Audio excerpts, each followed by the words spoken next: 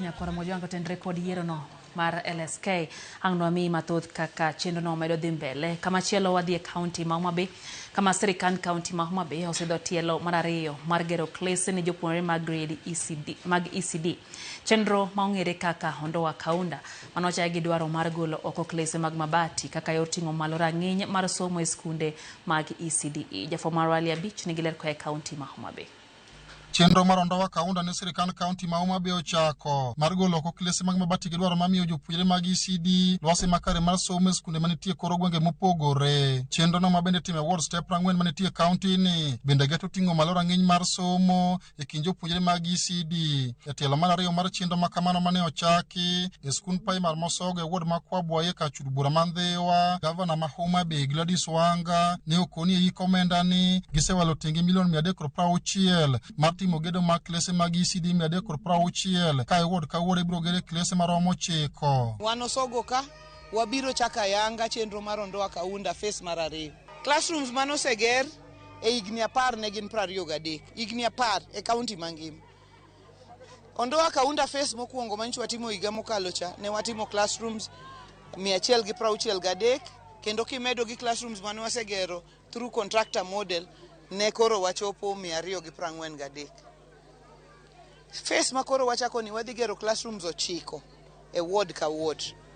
Sani wachako ga 4 e ward ka ward kotieko dweche 2 wabotimo abich e ward ka ward. Ka financial year rumo kwa satimo 9 e ward ka ward. Gavana Wanga ne okoni gedo mag classrooms go itimo kod funde ma oke kor gwenge mitime gedo makamago kendo gigo mitiyo go gedo bende igolo mane kor gwenge mar dongo chumi alwora mitime gedo makamago kama bende nodok ne chenro mag dongruok mopogore ma osebedo kotime kaunti ni. Jomoko wacho ni contractor mar Ondoa Kaunda en pesa ni iore community account school ka school nigi account, japuonj en signatory, PMC chairman en signatory, jo aigi gin signatory. Koro gine maging'iyo wach pesa ni.